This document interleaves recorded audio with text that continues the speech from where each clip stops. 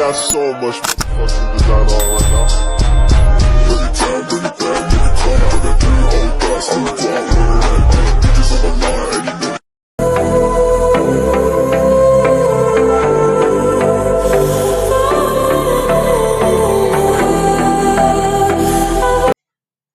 Bismillahirrahmanirrahim. Assalamualaikum warahmatullahi wabarakatuh. Selamat datang teman-teman. Hari ini saya akan membuat video bahan ajar. Perkenalkan, saya Dedeh Kurniasi, dosen pengampu mata kuliah Komunikasi Bisnis. Saya dari Program Studi Manajemen Pendidikan Islam IAI Rakean Santang, Karawang. Alhamdulillah, pada malam hari ini saya diberi kesempatan kembali untuk membuat video ajar dalam kegiatan PKDP 2026 UIN Sunan Gunung Jati Bandung. Dan alhamdulillah juga hari ini saya akan memberikan materi terkait RPS yang sudah saya buat kemarin, dan hari ini saya akan memberikan materi tentang komunikasi verbal dan nonverbal dalam bisnis. Baik teman-teman, kalian tahu tidak, kenapa dalam komunikasi itu ada yang namanya the power of communication? Kekuatan komunikasi itu terletak dari 4 sub. Yang pertama itu ada yang namanya the power nyelesain masalah. Kalian tahu tidak? Setiap masalah itu tidak ada yang tidak ditemukan titik masalahnya.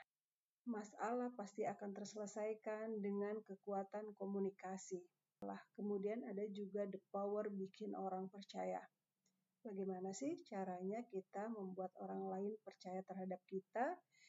Ada kekuatan komunikasi yang kita tanamkan dalam diri kita. Kemudian kita memberikan kepercayaan terhadap orang lain. Itu adalah salah satu bentuk komunikasi. Kemudian yang ketiga ada yang namanya power mengubah pikiran. Sebenarnya gampang untuk mengubah orang lain. Salah satunya adalah dengan cara komunikasi yang baik. Sekarang kan banyak pemateri-pemateri handal, penceramah-penceramah handal, mereka mengubah pola pikir mereka dengan komunikasi yang baik, memberikan materi-materi yang baik dari cara lisannya, kata-katanya, bahkan gestur tubuhnya mereka pun sangat baik. Nah, disinilah kekuatan komunikasi untuk mengubah pikiran mereka. Dan yang keempat, ada yang namanya the power bangun masa depan. Bagaimana sih cara ngebangun masa depan itu? Ya ada dalam kekuatan komunikasi ini, yaitu dengan cara bagaimana kita membangun pondasi, terutama dari basic komunikasi terlebih dahulu. Itu dari jago-jago public speaking yang mereka sering lakukan, terutama dari komunikasi mereka yang sering mereka utarakan. Bahkan mereka itu banyak pengalaman-pengalaman influencer atau misalkan public speaking dan lain sebagainya. Ini adalah salah satu kekuatan bagaimana sih membangun masa depan. Lanjut, kita ada komunikasi verbal. Yang saya pahami bahwa komunikasi verbal adalah proses pengiriman dan penerimaan informasi, baik itu melalui kata-kata secara lisan maupun tulisan. Kalau zaman sekarang mungkin zamannya sudah berbeda ya, banyak media sosial yang kita lalui bersama. Kalau zaman dulu itu mereka itu banyak yang menggunakan komunikasi verbalnya itu dengan tulisan, surat menyurat, atau misalkan kantor pos, via email dan lain sebagainya. Tapi kalau sekarang itu lingkupnya sudah luas banget. Oke, lanjut, ada teknik berkomunikasi dalam presentasi. Terkhusus buat kalian para mahasiswa yang merasa introvert dan tidak bisa untuk presentasi, maka ada saran teknik khusus dalam berkomunikasi untuk presentasi. Sementara itu ada teknik berbicara, cara untuk menyampaikan informasi kepada audiens itu seperti apa. Ini dia ada tahapan-tahapan tekniknya. Yang pertama, kalian harus memberikan persiapan. Persiapan di sini yaitu membuat materi presentasi dengan baik, kemudian latihan sebelum presentasi. Maka kalau kita sudah menyiapkan terlebih dahulu materi yang akan kita sampaikan dan kita latihan minimal 1 atau 2 kali, insya Allah presentasi yang akan kita sampaikan berjalan dengan lancar. Kemudian dalam teknik berkomunikasi juga ada yang namanya kontak mata. Nah, kontak mata dengan audiens ini adalah membangun kepercayaan. Ketika kita memberikan materi terhadap audiens, maka kita berdiri tegak di antara di antara audiens, kemudian kita menatap mata mereka. Itu adalah salah satu bentuk untuk membangun kepercayaan. Yang ketiga, suara yang jelas. Suara itu harus jelas dan terdengar oleh audiens. Maka kalau suara kita masih hanya hawar-hawar gitu, kalau kata bahasa orang Sunda mah har-hawar tidak jelas, maka audiens juga tidak akan paham. Yang keempat, ada bahasa tubuh. Bahasa tubuh di sini adalah bahasa tubuh yang positif. Seperti apa? Menganggukkan kepala, memberikan senyuman, menggelengkan kepala. Ternyata bahasa tubuh itu adalah lingkupnya luas. Dan yang kelima itu di sini disarankan itu adalah pause. Pause di sini adalah sejenak untuk memberikan waktu audiens memahami informasi. Dalam artian kasih jeda, kasih istirahat, kasih waktu biar mereka memahami materi apa yang sudah kita sampaikan terhadap mereka. Lanjut, di sini ada teknik berbicara di presentasi. Strategi jitu-nya yaitu pertama, pahami dulu audiens. Siapa audiens yang akan kita ajak bicara? Siapa audiens yang akan ajak kita diskusi? Misalkan, di sini saya sebagai dosen, mahasiswa saya sebagai mahasiswa MPI, dan mereka butuh data apa cerita. Ketika kita memberikan materi, itu artinya mahasiswa membutuhkan data atau cerita. Makanya ada yang namanya feedback. Memberi, menerima. Itu adalah salah satu bentuk strategi jitu untuk komunikasi. Yang kedua ada struktur 3M. Struktur 3M di sini yaitu kita mau ngomong apa, itu harus sudah direncanain. Ini rencana misalnya saya mau ngajar, hari ini mata kuliah komunikasi bisnis. Apa aja sih rencana yang akan saya sampaikan terhadap mereka? Itu. Kemudian kenapa penting? Karena biar kita wase, biar kita bisa berbicara di depan mereka. Kemudian harus gimana? Ya harus banyak latihan.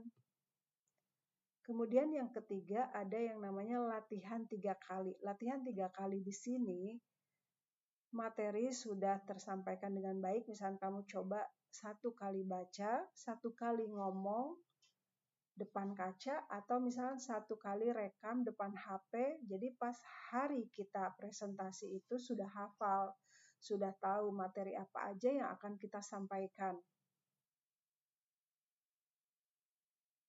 Nah ini ya, tadi kan sudah ada komunikasi verbal. Lanjut ada komunikasi non-verbal. Komunikasi non-verbal di sini adalah proses pengiriman dan penerimaan informasi melalui bahasa tubuh.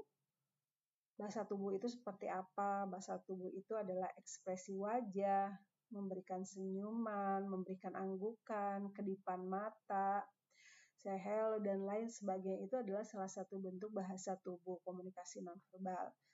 Bahasa nonverbal yang efektif bagi seorang pendidik itu apa sih?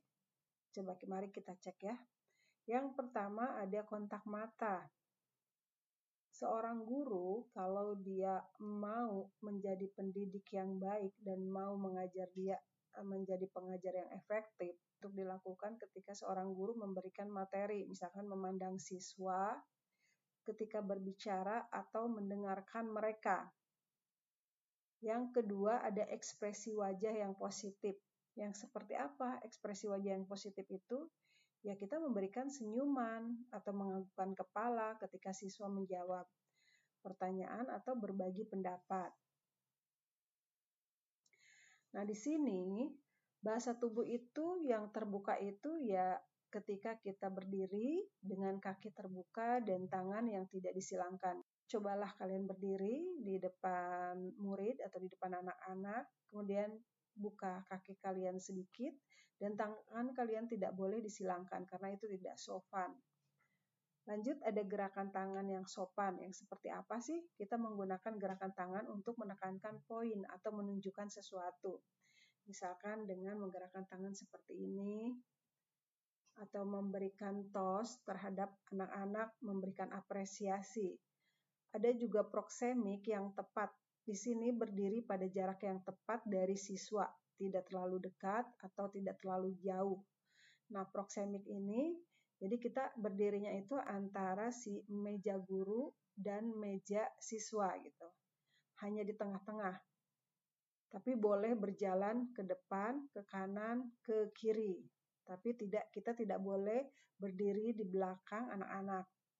Kemudian yang terakhir itu ada sentuhan yang sopan, yaitu dengan menepuk bahu siswa atau memberikan tos.